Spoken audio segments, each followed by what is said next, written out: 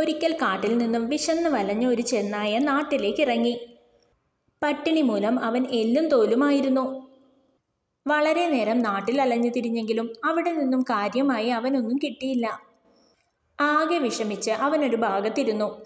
അപ്പോഴാണ് തടിച്ചു കൊഴുത്ത ഒരു പട്ടി അതുവഴി വന്നത്. പട്ടിയും അവൻ്റെ അടുത്തായി തന്നെ ഇരിപ്പുറപ്പിച്ചു. ആ പട്ടിയെ പിടിച്ച് തിന്നാൽ കൊള്ളാമെന്ന് ചെന്നായ്ക്കുണ്ടായിരുന്നു. പക്ഷെ പട്ടി വലിയ ആരോഗ്യവാനായിരുന്നതിനാൽ ചെന്നായി ഒരു സാഹസത്തിന് മുതിർന്നില്ല. അവൻ എളിമയോടെ പട്ടിയോട് പറഞ്ഞു, "നീ വലിയ ആരോഗ്യവാനാണല്ലോ, നീ ഭാഗ്യവാൻ തന്നെ." ഇത് കേട്ട പട്ടി പറഞ്ഞു, "വേണമെങ്കിൽ നിനക്കും എന്നെപ്പോലെ ആവശ്യത്തിലധികം ഭക്ഷണവും കഴിച്ച് നാട്ടിൽ തന്നെ താമസിക്കാമല്ലോ. അതിന് നീ ആദ്യം കാട് വിട്ട് നാട്ടിലേക്ക് വരണം. കാട്ടിലെ ജീവിതം ദുസ്സഹമായിരിക്കും. കാട്ടിലാണെങ്കിൽ വളരെ കുറച്ച് ആഹാരത്തിന് വേണ്ടി തന്നെ വളരെയധികം ബുദ്ധിമുട്ടണം. നാട്ടിൽ ഞാൻ എന്താണ് ചെയ്യേണ്ടത്?" ചെന്നായ ആകാംക്ഷയോടെ ചോദിച്ചു. "വളരെയധികമൊന്നും ചെയ്യാനില്ല," പട്ടി പറഞ്ഞു. "കള്ളന്മാർക്കും ഭിക്ഷക്കാർക്കും നേരെ കുരയ്ക്കണം. വീട്ടിലുള്ളവരോട് വളരെ സ്നേഹത്തോടും ബഹുമാനത്തോടും പെരുമാറണം.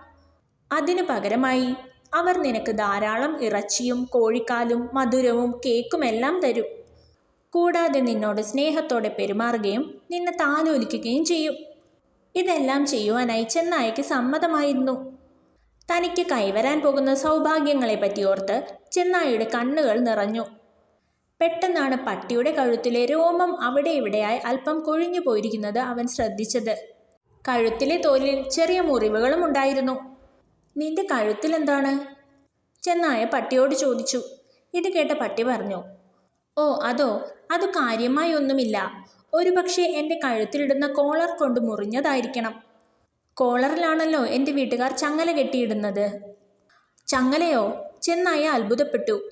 "അപ്പോൾ നിനക്ക് വേണ്ടയിടത്തെല്ലാം സൗകര്യപൂർവ്വം പോകുവാൻ സാധിക്കുകയില്ലേ?" "എപ്പോഴുമില്ല," പട്ടി പറഞ്ഞു. "അഴിച്ചു വിടുമ്പോൾ മാത്രം പോകാം." "പക്ഷേ അത് വലിയ കുഴപ്പമുള്ള കാര്യമാണോ?" "കുഴപ്പമില്ലെന്നോ? പ്രിയപ്പെട്ട സുഹൃത്തെ, സ്വാതന്ത്ര്യം എനിക്ക് വളരെ വിലപിടിപ്പുള്ളതാണ്. എല്ലാ ദിവസവും നല്ല ആട്ടിറച്ചി തരാമെന്ന് പറഞ്ഞാൽ പോലും ഞാൻ എൻ്റെ സ്വാതന്ത്ര്യം വിട്ടുകളയുകയില്ല." ഇതും പറഞ്ഞ് ചെന്നായ കാട്ടിലേക്ക് തന്നെ തിരികെ ഓടി.